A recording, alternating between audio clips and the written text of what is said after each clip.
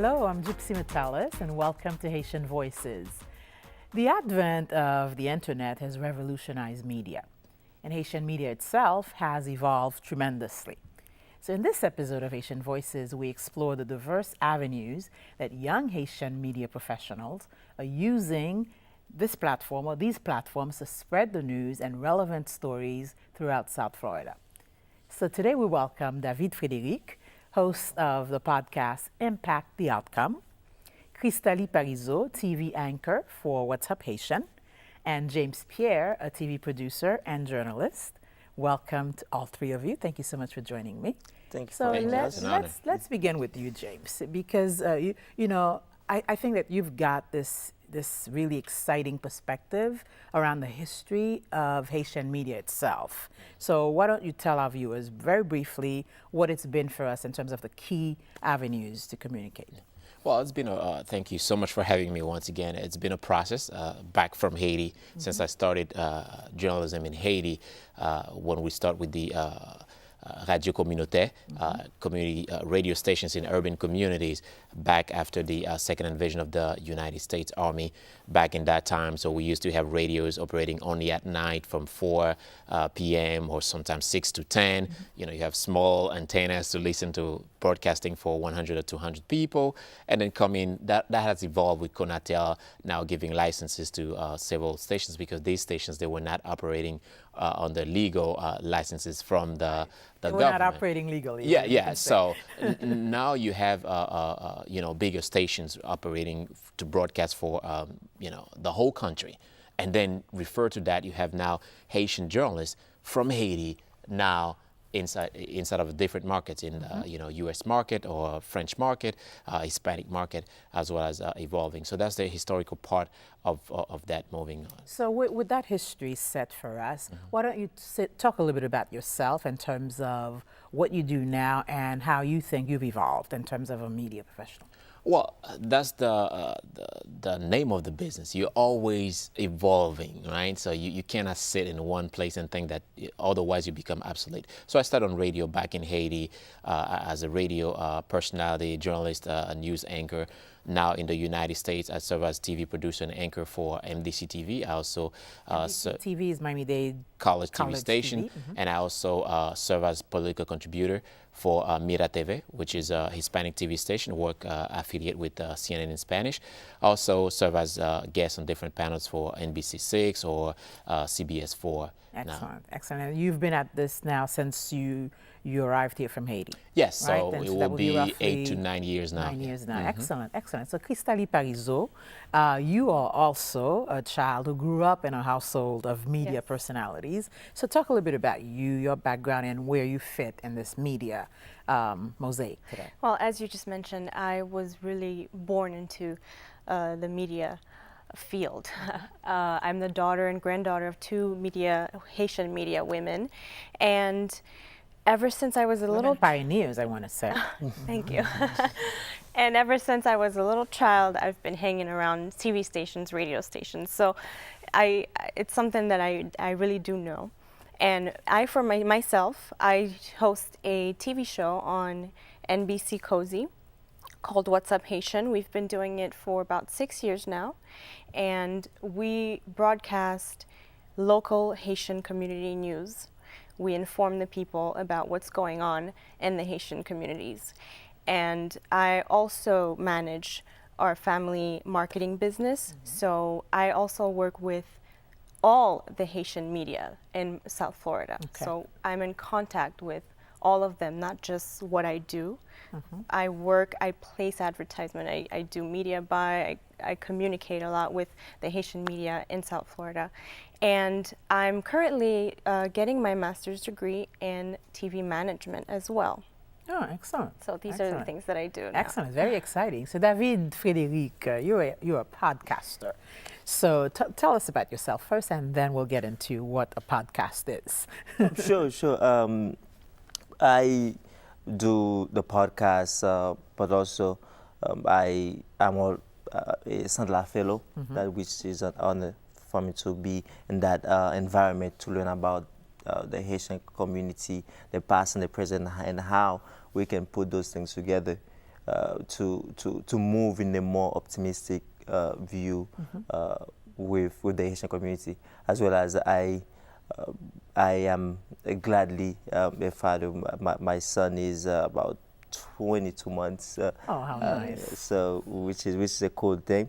Is he podcasting too? The funny thing is the funny thing, whenever I'm editing it is usually go around and plug the mic or unplug the mic, which is a good thing. And when I'm doing the research, reading about the history, because part of the podcast is talking about Haitian history, is it will be playing with the books and everything. So that's that part of it. Also, I am doing my bachelor in FIU with international relations. So that's basically what I do. But and so Impact the Outcome is a podcast. Yeah. And so what do you hope to achieve through that? Okay. And when I think about podcasts in the first place, it's that it's something intimate, something that is like a one-on-one conversation you have with your audience. And I mostly see that call more out of obligation and passion. When I see every May 18, like I usually say, it's when everyone is Haitian. After May 18, May 18 May is 18 is the Haitian Haitian Flag flag. Day. It's the Haitian flag day. You see in the car, you see at home, you see it everywhere. You see on Facebook, in Instagram. But after that, it's flat out. There's nothing else. I said, but there's more into our history than just the flag. The flag is important. It is a pivotal moment in our history, but there's a lot of important things. So you're using Impact the Outcome to sort of communicate and convey those elements of Haitian history? The element of history, but also I talk about tourism. And the goal of the podcast is to reconnect the Haitian millennial like myself to Haiti in the hope that they will know more about history, but also that they will be inspired to travel back and go to Haiti as well. Excellent, excellent. So, James Pierre, we recognize that right here in South Florida, there are more than 120 at last count Haitian radio broadcasts, right? There are several, there are 3, if I'm not mistaken, 3 or 4 TV stations, right? ITTV, Island TV. Well, we should count Haitian News or Tiriana Kauna as well. Tiriana Kauna, thank you very much. So that's about 4. All right, so 4 TV stations, 120 radio broadcasts. We know that as a people, we come from this culture of radio and TV, right? And I think you started to explain why. For a long time, disconnect, geographic distances, that's all we had. And so today in South Florida, right, there are 120 programs. So how do we assess the value of these 120? And what direction do you think they ought to be going in? Well, it's now developing in the different platform and interesting. David was talking about the podcast. It's different to the Haitian community. Now, radio used to be a place for therapy, for information to move on. Okay. And TV. For therapy, huh? Yeah, right. Because it's how you communicate. If you listen to Haitian radio stations, is the place where you can have an idea of what's going on inside of the community. We sell products. We do all of that. We talk about politics from Haiti. But now TV is bringing something different. Images from Haiti. You have the music videos, you have all of that going on. But for the Haitian community, now you have Haitian Americans as well now wanting to know, do I need to stick with these programs or do I need to go to Haitian American market? Or the new platforms. Right. So now you have TV shifting to not only showcasing what's happening in Haiti, but also creating programs related to the Haitian American community to say, hey, we have also airtime for you, and Crystal Perez's program is in English to show you, hey, you can watch news from Haiti or here in English. So they'll be able to understand better what's going on. The podcast of David is in English. So my show's English or Creole, French, or Spanish. It's for different platforms. So I think that's where we're going right now. So then, in terms of your own audience at MDC TV, who is your audience and what is it they're hoping to receive from you? Well, my audience varies because I have shows in English, in French, and also in Spanish. Okay. So the contents will obviously varies if it depends to the Haitian community. We talk more about what's happening in the Haitian community, spotlight on the important personalities in the Haitian community, showcase as models to others. So that will be specifically for the Haitian community. Hispanic shows more about history of Cuba, what's happening in the Hispanic community here. French is more for Europe and also countries in South Africa, Okay. African continent, where we have different countries where they speak French.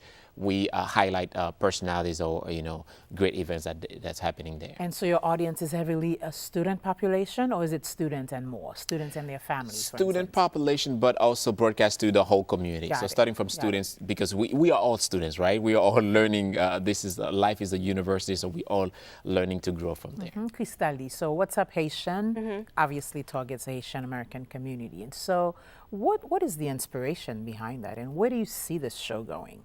Well, I failed to mention that my show not only airs on NBC Cozy, but also on Tropic, which is a television station in the Caribbean islands, Okay. as well as in Miami now, as also on digital cable. So this show started off as an idea of integrating the Haitian American community within South Florida into the more Haitian events, the Haitian stuff happening, everything Haitian. Because what we noticed is that Haitian Americans that are more Americanized don't really know what's going on in the Haitian community. Okay. For example, you have, as you said, about 120 programs on radio.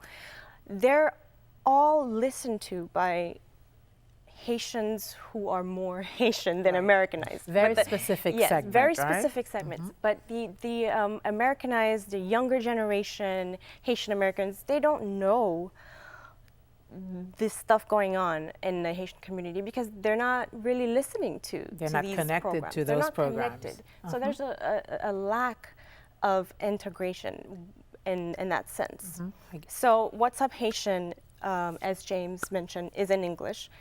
We do incorporate some Creole in it because we want to keep our Haitian identity, but we make it so that everybody can understand it. We started off at first just for Haitians, and then we got a lot of feedback from people who are of Haitian descent, from people who are from other Caribbean islands, and they want to understand. They want to know. They want to know. They want to be a know part what's of going on. What is Yes, that? of course. We never see that, you know. So we decided to make it more English, and that way we opened up our doors to the world. We opened up the doors to let other people know this is what Haitians are doing. This is what is going on in the Haitian community in South Florida. So in that sense, that's how we've evolved.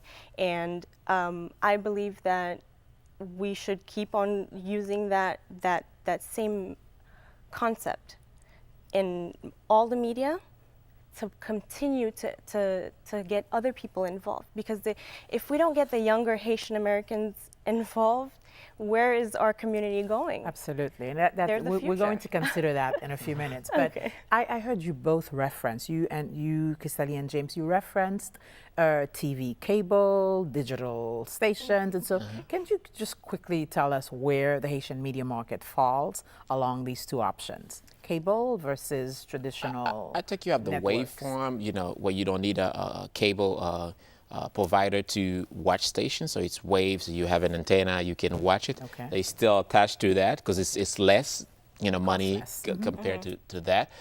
But cable's still there as well. Okay. And cable is, it's bigger. So you have more options to watch that. And several of these TV stations, Haitian TV stations, I believe, are on non-cable format.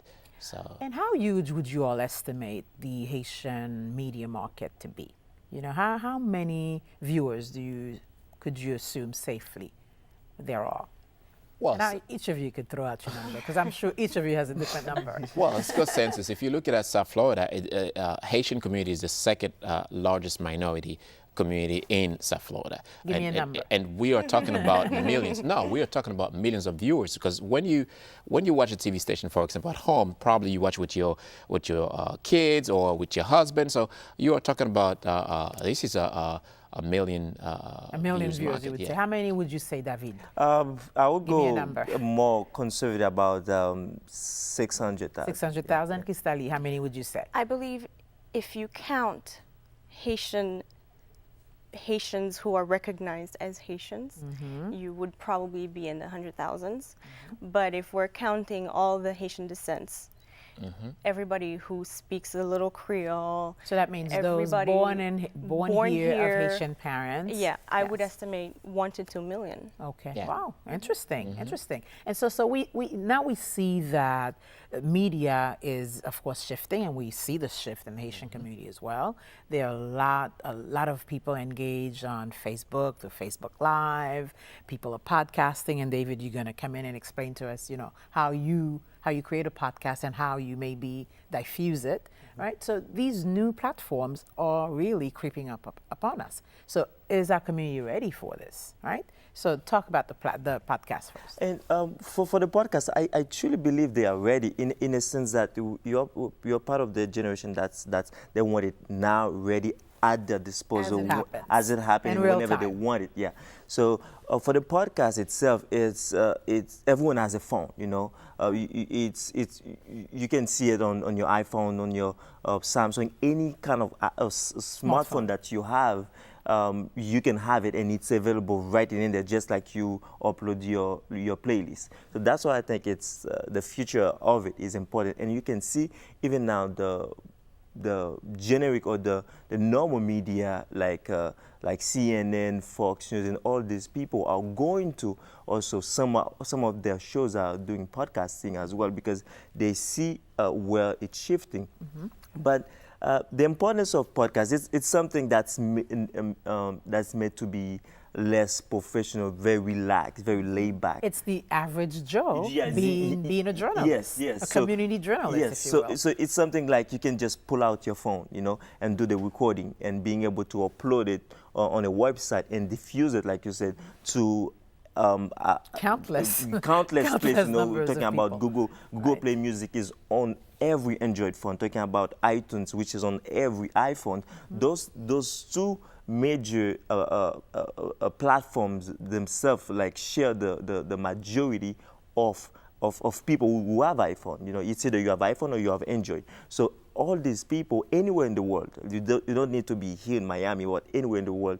I've had, to my surprise, I've had people from Russia, I've had people from Brazil, Chile, France, all these people just being able to just open the phone and see it. And while I'm here in Miami, just do the interview in my room, bring the guests in my room and do the interview, record it. So it's an opportunity that's less costly. Less it costly, makes definitely. everyone Yes. potentially a journalist. Yes. It gets news out there in real time, and it's really democratizing. Yeah, news, right? but the good things about the podcast is it targets a specific group. That's where the intimacy comes.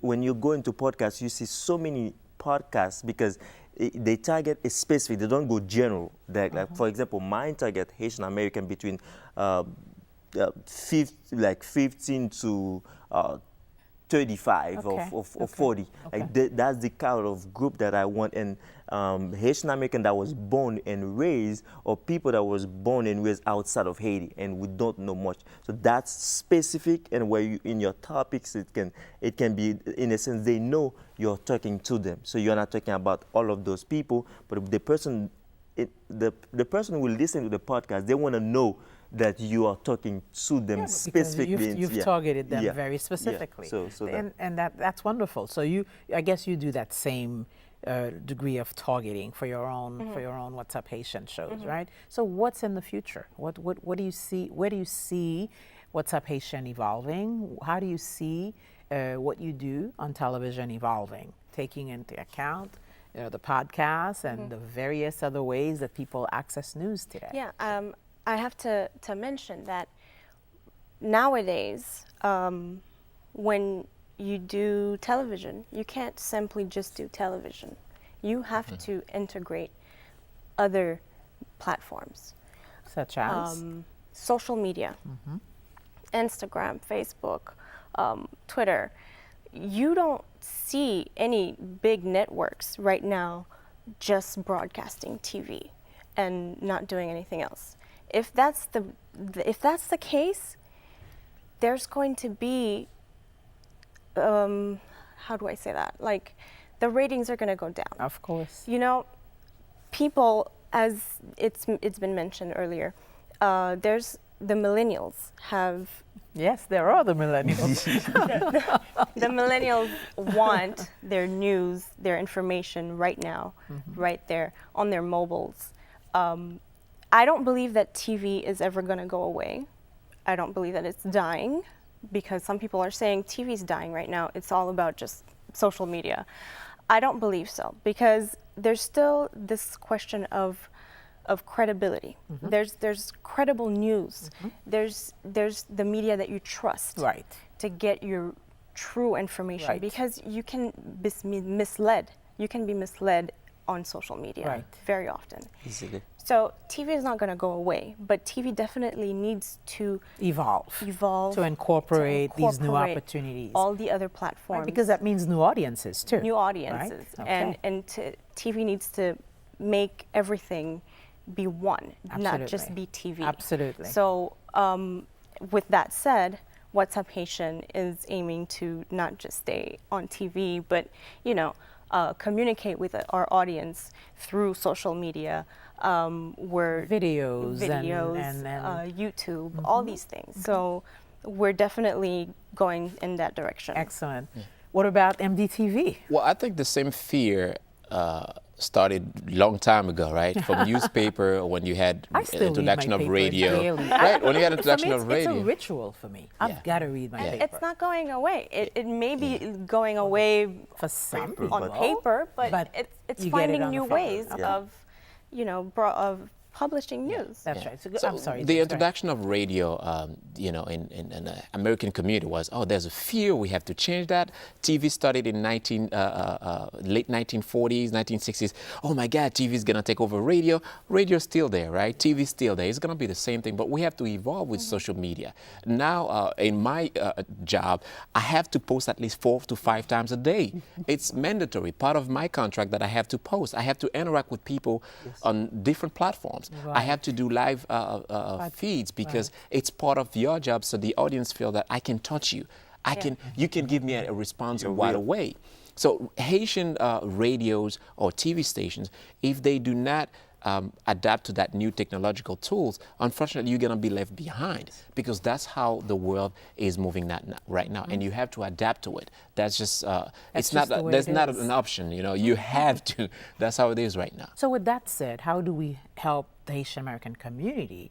Well, in particular, those who are not too familiar with these platforms, or not too savvy in terms of their smartphones and the power that's in their hands. How do we encourage them to move in that direction? Well, it started with education, your willingness, right? First, you need to know, okay, I don't know. I need professionals to teach me how to work this out. Second of all, I think we need to integrate more young Haitian Americans into this business, because they know already. This is the generation of the new. Exactly. So that's the first thing. Second, we need to educate them on that. They need to understand you cannot have a business right now. You can have a TV station without a proper Facebook, Twitter, Instagram. You need to constantly keep on posting, interact with audience, because that's how you're gonna drag them to watch your show. It's starting with that. But what I would say is they need to know the show doesn't start and end within that 1 hour, 2 hour show. It's a daily thing.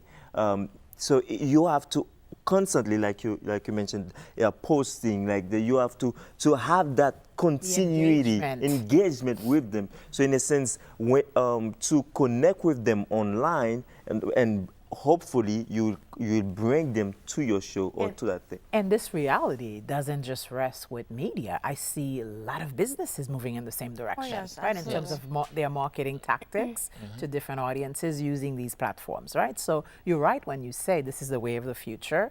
And so making sure that we all recognize this new reality, this new normal, if you will, understand that we need to all learn how to use these tools and these gadgets, right? Understand the platforms, how to access them, how to interact with them, and hopefully that positions us to be maybe better consumers and more critical consumers of news and information, wouldn't you say? Absolutely. And I have to mention my show, which started 6 years ago. 6 years ago, it was very different. Only 6 years ago, there was less going on between, okay. No, right. Yes, I'm sorry, go ahead. 6 years ago, there was less going on between the Haitian communities and different platforms. Now, a lot more Haitian Americans are getting involved. They're getting involved in the Haitian community. They're recognizing their roots. They are communicating with the Haitian people down here. But I also see them getting involved with non-Haitian entities as as well. Which is There are quite a few evolved a lot. people, for instance, who, yes, go ahead. Which is the Quickly. beauty of social media. I'll give you a perfect example. Before I go on air to talk about a specific topic, right, I can easily say, I'm going to do a live about immigration. I will have 100,000 of views, people all around the world asking me questions about what's happening right now in the United States before I even go on air. So they will also educate me on, hey, I think you should talk about that. You should mention that angle. So you have a world of assistant producer working for you. Of course, unfortunately, we are out of time. It always gets good when we're out of time. So thank you so much for being here today. Thank you. And I'm Gypsy Metellus. Thank you so much for watching.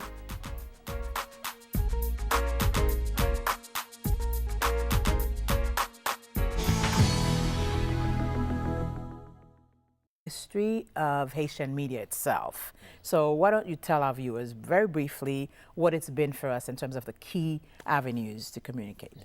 Well, it's been thank you so much for having me once again. It's been a process back from Haiti since I started journalism in Haiti when we start with the Radio Communautaire, community radio stations in urban communities back after the second invasion of the United States Army back in that time. So we used to have radios operating only at night from 4 p.m. or sometimes 6 to 10. You know, you have small antennas to listen to broadcasting for 100 or 200 people. And then that has evolved with Conatel now giving licenses to several stations because these stations, they were not operating on the legal licenses from the government. We're not operating legally. Yeah. So now you have bigger stations operating to broadcast for the whole country, and then refer to that you have now Haitian journalists from Haiti now inside of the Haitian media in South Florida. Okay. So I'm in contact with all of them, not just what I do. I place advertisement, I do media buy, I communicate a lot with the Haitian media in South Florida. And I'm currently getting my master's degree in TV management as well. Oh, excellent. So these are the things that I do now. Excellent, very exciting. So David Frederic, you're a podcaster. So tell us about yourself first, and then we'll get into what a podcast is. Sure. I do the podcast, but also I'm a Sandler Fellow, which is an honor for me to be in that environment to learn about the Haitian community, the past and the present, and how we can put those things together to move in a more optimistic view with the Haitian community, as well as I am glad. Cristali Parizeau, you are also a child who grew up in a household of media personalities. So talk a little bit about you, your background, and where you fit in this media mosaic today. Well, as you just mentioned, I was really born into the media field. I'm the daughter and granddaughter of two Haitian media women, and Ever since I was a little pioneers, I want to say. Thank you. And ever since I was a little child, I've been hanging around TV stations, radio stations. So it's something that I really do know. And for myself, I host a TV show on NBC Cozy called What's Up Haitian. We've been doing it for about 6 years now. And we broadcast local Haitian community news. We inform the people about what's going on in the Haitian communities. And I also manage our family marketing business. So I also work with all of different markets in the U.S. market or French market, Hispanic market, as well as evolving. So that's the historical part of that moving on. So with that history set for us, why don't you talk a little bit about yourself in terms of what you do now and how you think you've evolved in terms of a media professional? Well, that's the name of the business. You're always evolving, right? So you cannot sit in one place and think that otherwise you become obsolete. So I started on radio back in Haiti as a radio personality, journalist, news anchor. Now in the United States, I serve as TV producer and anchor for MDC TV. I also TV is Miami-Dade college TV station, and I also serve as political contributor for Mira TV, which is a Hispanic TV station, work affiliate with CNN in Spanish. Also serve as guest on different panels for NBC6 or CBS 4. Excellent, excellent. And you've been at this now since you arrived here from Haiti. Yes, right? so it will be 8 to 9 years now. 9 years now. Excellent, excellent. So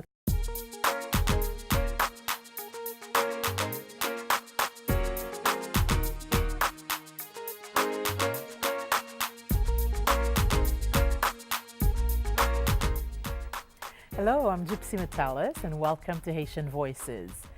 The advent of the internet has revolutionized media, and Haitian media itself has evolved tremendously.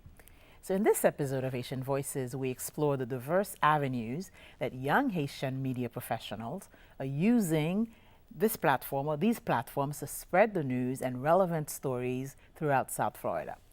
So today we welcome David Frédéric, host of the podcast Impact the Outcome, Cristali Parizeau, TV anchor for What's Up Haitian, and James Pierre, a TV producer and journalist. Welcome to all three of you. Thank you so much for joining me. Thank you. So for let's begin with you, James, because I think that you've got this really exciting perspective around the